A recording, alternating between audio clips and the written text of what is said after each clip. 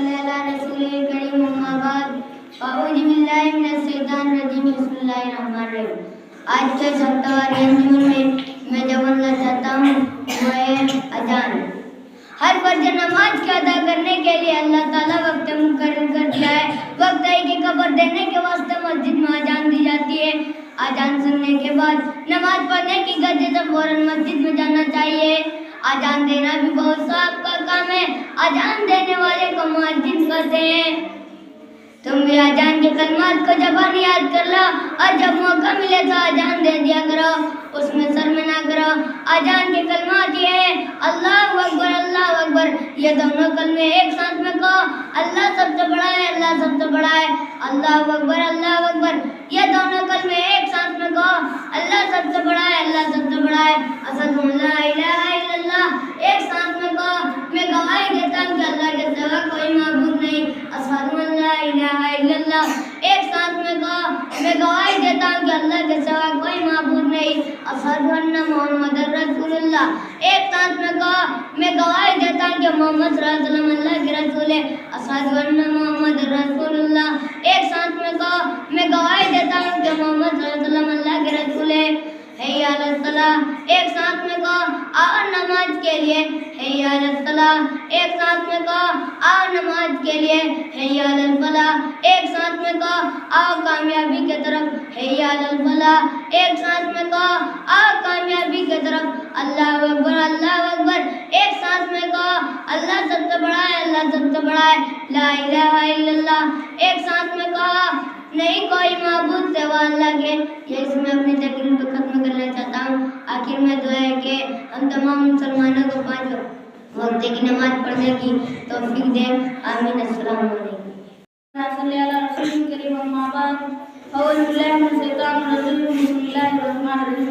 आज की सप्ताहवारी अंजुमन में मैं जो बोलना चाहता हूँ वो है एक नौजवान हमारे रसूल सल्लल्लाहु अलैहि वसल्लम के दरबार में।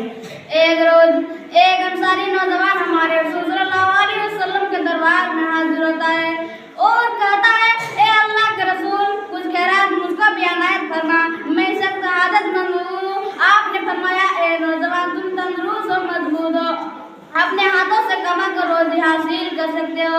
ये खैरात तुम्हारे लिए मुनासिब नहीं। जाओ, तुम्हारे घर में जो कुछ भी अगर बेचने के काबिल सामान हो तो उसे ले आओ। नौजवान ने अर्ज किया, हजरत घर में क्या रखा है? सिर्फ एक फटा सा कंबल है जो मेरे आधा ओढ़ने का काम आता है और आधा बिछाने के, और हजरत सिर्फ एक प्याला जिससे पानी पीता हूँ, बस घर की कुल कायनात सिर्फ उस कदर है। आपने फरमाया, जाओ उन दोनों ही को ले आओ। चुनांच वो ले आया। तब हमारे मुक़द्दस रसूल सल्लल्लाहु अलैहि वसल्लम ने अपने मुबारक हाथों से इन दोनों को लेकर फरमाया, इन दोनों को कौन खरीदता है? एक तरफ आवाज आई, मैं 4 आने में दोनों को खरीदने के लिए तैयार हूँ। दूसरी तरफ आवाज आई, ए अल्लाह के रसूल, इन हर्दों के 8 आने दूंगा। चुनांचे अपने 8 आने में दोनों चीजों को नीलाम कर दिया और कीमत सारे नौजवान के हवाले कर दो। ये फरमाया, जाओ 4 आने का अनाज घर में डाल दो और दूसरी चुनी की बाजार से एक कुल्हाड़ी खरीद लाओ और उसे मेरे पास लेकर आओ। नौजवान ने अर्ज किया, और उसे मेरे पास लेकर आओ। सारे नौजवान ने ऐसा ही किया और आपने अपने हाथ से उस लकड़ी का दस्ता लगाया और फरमाया कि जंगल में जाकर लकड़ियां काट काट कर बाजार में बेचो और 15 रोज के बाद मुझको अपनी हाल की खबर देना। चुनांचे वो ऐसा ही करता रहा और 15 दिन गुजरने से गिला और कपड़े के दरे पर फिक्र हो गया। उसके बाद जब वो आपके पास आया और आप उसे देखकर बहुत खुश हुए और फरमाने लगे, ए नौजवान, ये अपने हाथ की कमाई भीख मांगने से बेहतर है। भीख मांगना ऐसी जीनत है जो क़यामत के दिन गिना नहीं सकेगी। भीख मांगने वालों के चेहरे पर लिखा होगा कि ये दुनिया में भीख मांगा करता था। इस जिले से अपने आप को बचाओ।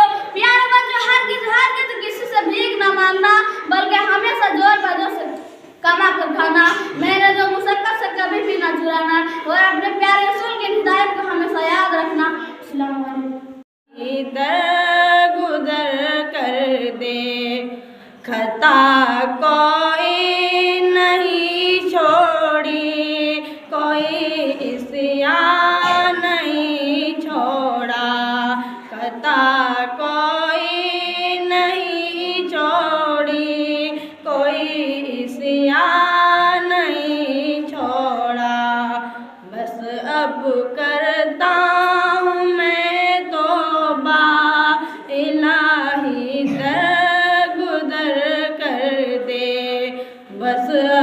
करता हूँ मैं तौबा, इलाही दरगुदर कर दे गुनाहों पे शर्मिंदा, इलाही दरगुदर कर दे। खिलौना हाथ का अपना बना रखा है शैतान ने, खिलौना हाथ का अपना बना रखा है शैतान ने। बना ले अपना तू बंदा, इलाही दरगुदर कर दे गुनाहों पे शर्मिंदा, इलाही दरगुदर कर दे। तेरे देने से मौला तेरा तो कुछ न बिगड़ेगा, तेरे देने से मौला तेरा तो कुछ न बिगड़ेगा, मगर बन जाएगा मेरा, इलाही दरगुदर कर दे गुनाहों पे शर्मिंदा, इलाही दरगुदर कर दे। अस्सलाम वालेकुम।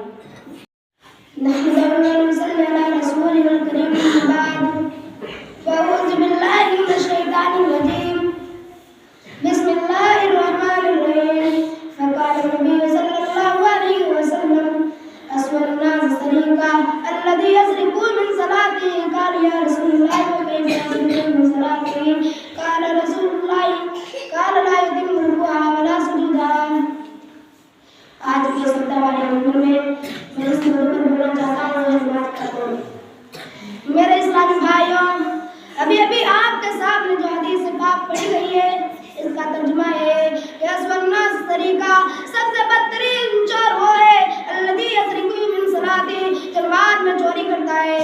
क़ाल या रसूलल्लाह व कैफ़ यसरिकु मिन सलाती, सहाबा इकराम रज़ियल्लाहु अन्हुम ने अर्ज़ किया, ऐ अल्लाह के रसूल सल्लल्लाहु अलैहि वसल्लम, नमाज की वो कैसे चोरी करता है? क़ाल ला युतिम्मु रुकुअहा वला सुजूदहा, आप सल्लल्लाहु अलैहि वसल्लम ने फरमाया, नमाज के रुकू और सजदे को मुकम्मल तरीके से अदा नहीं करता है, नमाज की चोरी है। हज़रात गिरामी, दौरान नमाज अदम इत्मीनान रुकू और सजदे में अपनी पीठ को बराबर न करना, उठने के बाद पीठ को सीधा न करना, दोनों सजदों के दरमियान मुतमईन होकर सीधा न बैठना, यह सारी कामियां आज अक्सर नमाजियों में देखी जा सकती है। शायद ही आपको कोई ऐसी मस्जिद मिले जिसमें इस किस्म के नमाजियों से खाली हो। अक्सर मस्जिदों में इत्मीनान आदमी को सवाले नमाजियों के कई नमूने आपको मिलेंगे। हालांकि नमाज में मुकम्मल तौबा, इत्मीनान, सुकून और वक़ारियत नमाज के आदाब है, जिनके बगैर किसी की नमाज दुरुस्त नहीं होती। इस मामले में सुस्ती बरतना और नमाज को बर्बाद करना है, जैसा कि अल्लाह के नबी जनाब मोहम्मद रसूलुल्लाह सल्लल्लाहु अलैहि वसल्लम का इरशाद है, ला तुददिउ सलातुर रजुली हत्ता युकीम जहरहु फिर रुकुई व सुजूद, जब तक आदमी अपने रुकू और सजदे को मुकम्मल तरीके से अदा नहीं करे, उसकी नमाज नहीं होती। आइए आप सही हदीस के हवाले से एक वाक़या सुनिए और अपनी नमाज का जायजा लीजिए। हज़रत अबू अब्दुल्ला अंसारी रज़ियल्लाहु अन्हु बयान करते हैं कि एक मर्तबा रसूलुल्लाह सल्लल्लाहु अलैहि वसल्लम ने सहाबा इकराम को नमाज पढ़ाई। एक चंद सहाबा के दरमियान बैठ गए, इतने में एक आदमी मस्जिद में दाखिल हुआ और नमाज पढ़नी शुरू की। दौरान नमाज वो झुकता और सजदे में कौवे की तरह ढोंगी मारता, जिस तरह यानी सजदे में सर रखते ही फौरन उठा लेता, जिस तरह कौवा खाने की चीजों में जल्दी जल्दी चोंच मारता है। नबी सल्लल्लाहु अलैहि वसल्लम सहाबा इकराम से फरमाया, उसे देख रहे हो जो शख्स इस तरीके पर नमाज पढ़ते हुए मर गया, वह मोहम्मदी तरीके को छोड़कर किसी दूसरे तरीके पर मरा, वो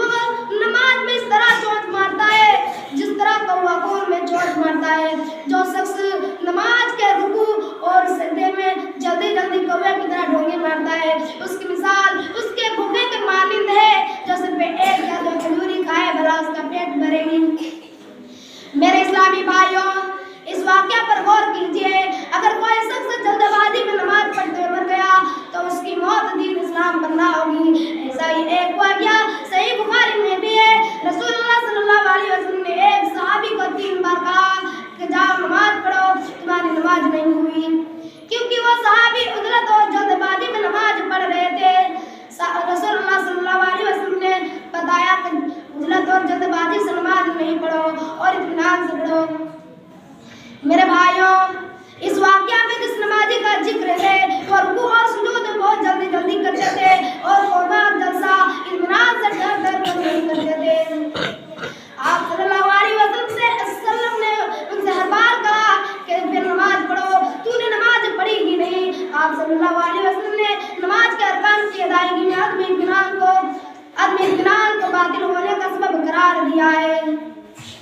मेरे भाइयों, आज हम नमाज में अदम इत्मीनान को बहुत मामूली समझते हैं और जल्दी जल्दी नमाज पढ़कर निकल जाते हैं। हालांकि हदीस के मुताबिक ऐसे शख्स की नमाज नहीं होगी और ऐसी नमाज बातिल है। उल्टे ऐसी नमाज मुंह पर मारी जाती है और इस शख्स का शुमार चोरों में किया जाएगा। लिहाजा नमाज में इत्मीनान और सुकून का लिहाज में रखने वाले शख्स को जो नई मसाइल का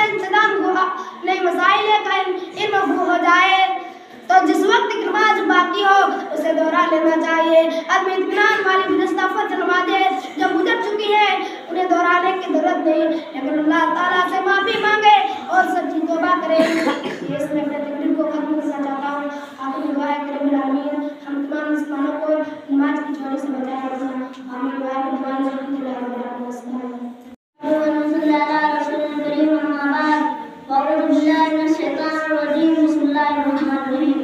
आज के शब्दावारे में जिस मौजूद पर कर रहा हूँ वो हज़रत उमर का इस्लाम और उनके कुछ दिनों के बाद हज़रत उमर में इस्लाम लाए। उनके इस्लाम लाने का वाक़या अजीब है। उनको यह देखकर बड़ा गुस्सा आ रहा था कि दिन ब दिन इस्लाम फैलता जा रहा है। वो समझकर उसकी तरफ मोहम्मद सल्लल्लाहु अलैहि वसल्लम ने उनको खातिमा की जाए तो ये झगड़ा ही मिट जाएगा। बस गाँव में आकर तलवार लेकर निकल गया। रास्ते में एक शख्स मिल गया। उन्होंने पूछा, उमर कहाँ जा रहे हो? उमर ने अपना इरादा जाहिर कर दिया।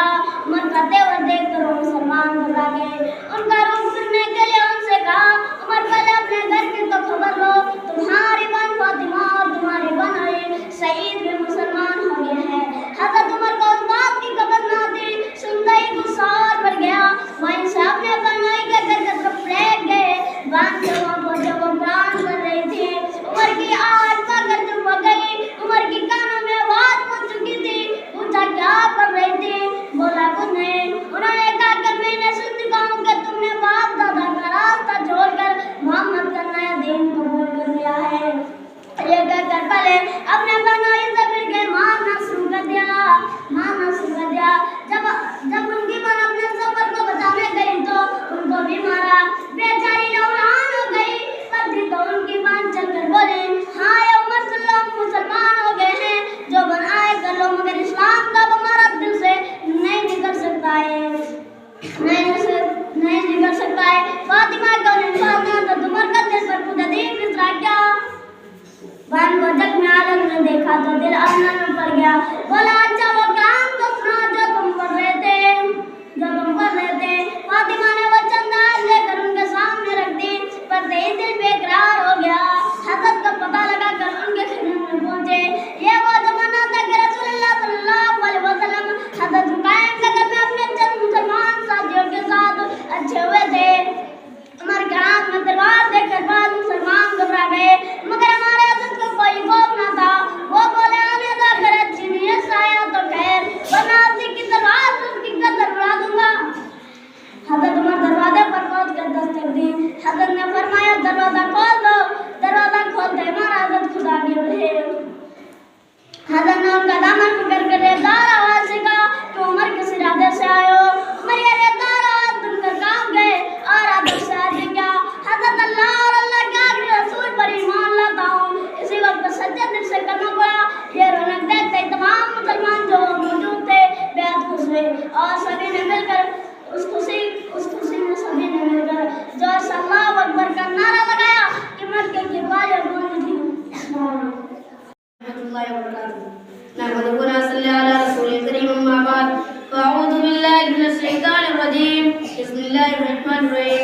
आज के संदर्भ में जिस मौजूद को पेश करना चाहता हूँ वो है पहले मुसलमान। रसूल सल्लल्लाहु अलैहि वसल्लम ने जब अपने नबी को ऐलान किया और बताया कि हमारा मालिक को खाली किया कि वो इबादत कराएगा तो सबसे पहले आपको बता रहे मैं भी हज़रत खदीजा की बात को कबूल किया और फौरन मुसलमान हो गए। और 2000 से ऊपर कुर्बान हुए। 15 बरस से आपके साथी आपके जिंदगी के सवाल जानते थे, उनसे ज्यादा फराजदार हो सकता है। मक्का में बुजुर्ग अबू बकर थे, वो बड़ा मालदार बादशाह भी थे, हमारे हज़रत सल्लल्लाहु अलैहि वसल्लम के बड़े जिगरी दोस्त थे। जब उन्होंने ये बात सुनी तो किसी से कुछ बात वगैरह मान लिया है और वो भी मुसलमान हो गए। हमारे हज़रत सल्लल्लाहु अलैहि वसल्लम का लक़ब सिद्दीक़ है। ये भी हमारे हज़रत सल्लल्लाहु अलैहि वसल्लम पर जान व माल से फिदा थे। बड़े बड़े कठिन और मौका पर आपको साथ दिया। जैसे आजाद औरतों में सबसे पहले मुसलमान हज़रत खदीजा रज़ियल्लाहु अन्हा है, उसी तरह आजाद मर्दों में सबसे पहले मुसलमान हज़रत अबू बकर सिद्दीक़ रज़ियल्लाहु अन्हु है। हज़रत सल्लल्लाहु अलैहि वसल्लम का चचा अबू तालिब के लड़के अली, जिनको उम्र लगभग 10 बरस की थी, वो भी पहले मुसलमान होने वाले वो पहले हज़रत सल्लल्लाहु अलैहि वसल्लम के चचा अबू तालिब, जिनकी उम्र लगभग 10 बरस की थी, वो भी पहले मुसलमान होने वालों में से बच्चों में सबसे पहले मुसलमान हुआ ये भी हमारे हज़रत सल्लल्लाहु अलैहि वसल्लम के साथ रहते थे। उनका अखलाक और हालात से वाक़िफ़ थे। हज़रत उमैमा रज़ियल्लाहु अन्हा ने आपको माँ की तरह खिदमत की थी, गोदो खिलाया, बचपन से आप विचार डाल देख रहे थे। उनको खुश रखेंगे, पढ़ेंगे, लिखेंगे, नेक बनेंगे, अच्छे अच्छे काम करेंगे, अब्बा अम्मा दुआ देंगे। उनकी दुआ से अल्लाह ताला भी खुश होगा, दुनिया में इज्जत देगा, मरने के बाद जन्नत देगा। जन्नत में ऊंचे ऊंचे महल होंगे, वो महल खूब सजे होंगे, उस महल में हम रहेंगे। जन्नत में बाग होंगे, बागों में अच्छे अच्छे फूल होंगे, मीठे मीठे फल होंगे, अमरूद होंगे, केला होंगे, सेब होंगे, आम होंगे, जो भी चाहेंगे वो भी मिलेगा और मजे से खाएंगे, चेंज करेंगे। अल्लाह हमको दुनिया में इज्जत दे, मरने के बाद जन्नत दे। अस्सलाम वालेकुम। नहमदुहु व नसल्ली अला रसूलिल करीम अम्मा बाद। अऊज़ु बिल्लाहि मिनश शैतानिर रजीम। बिस्मिल्लाहिर रहमानिर रहीम। आज के सप्ताह अंजुमन में मैं जो बोलना चाहता हूँ वो चलता। प्यारे बच्चों, कुरान शरीफ की तिलावत की गई, आपने मुबारक अल्फाज पढ़ी होगी। अकीमुस सलात व आतुज ज़कात, यानी नमाज कायम करो, ज़कात अदा करो। नमाज के मसाइल जब इस्लाम के 14 हिस्से में पढ़ाए हो, इसीलिए हम आपको ज़कात के मुतालिक कुछ बताना चाहते हैं। सलात और ज़कात भी अरबी लफ्ज़ है। अरबी लफ्ज़ के मुआविरा में ज़कात पाक सफाई सुथराई के लिए कहा जाता है, मगर यह लफ्ज़ ज़कात से मुराद वो माल है जो मुकर्रर तादाद मुकर्रर निसाब साल गुजर जाने के बाद गरीबों, मस्कीनों, मोहताजों वगैरह को दिया जाता है। इस्लामी शरीयत की बना पर जो निकाले माल खैरियत कर देने पर बाकी माल साफ व सुथरा हो जाता है, इसलिए इसे ज़कात कहा जाता है। ज़कात भी इस्लामी फराइज़ में एक जबरदस्त पड़ी जाए, उसमें से अगर कोई मुसलमान इनकार कर दे तो वो इस्लाम से खारिज हो जाता है। पैगंबर इस्लाम सल्लल्लाहु अलैहि वसल्लम ने फरमाया कि उसका माल जिसका उसने ज़कात अदा नहीं किया था, दोज़ख की आग में गर्म करके उसके करोड़ के पीठ में दागा जाएगा और उसको 50,000 बरस तक यही सजा मिलती रहेगी, यहाँ तक कि क़यामत की मुद्दत खत्म हो। और फरमाया कि उसका सोना चांदी जिसका उसने ज़कात अदा नहीं किया था, उसमें से एक गंजा सांप बनकर उस मालदार आदमी का पीछा करेगा और मालदार आदमी उस सांप से भागेगा, यहाँ तक कि वो गंजा सांप उस आदमी को पकड़ लेगा और हाथ में चिपा जाएगा, गले को तोड़ जाएगा और गले चीरता हुआ कहेगा, आना कंजुका ना कंजुका, मैं तेरा मालूम, मैं तेरा खजाना हूँ जिसको तू जमा क्या करता था। प्यारे बच्चों, खुदा तुमको हुनर बनाए और तालीम हासिल करने के बाद वो हलाल तरीके से कमाओ, यहाँ तक कि मालदार बन जाओ। उस वक्त जिस तरह नमाज की याद रखते हो, उसी तरह ज़कात की भी याद रखना और ज़कात अदा करने में वकीली न करना, और उससे माल घटेगा नहीं बल्कि 2 गुनी चौकी बरकत होगी। यह इस वक्त को खत्म करना चाहता हूँ। आपने दुआ हम तमाम मुसलमानों को ज़कात अदा करने की तौफीक अता फरमाए। आमीन। अस्सलामु अलैकुम व रहमतुल्लाहि व बरकातहू।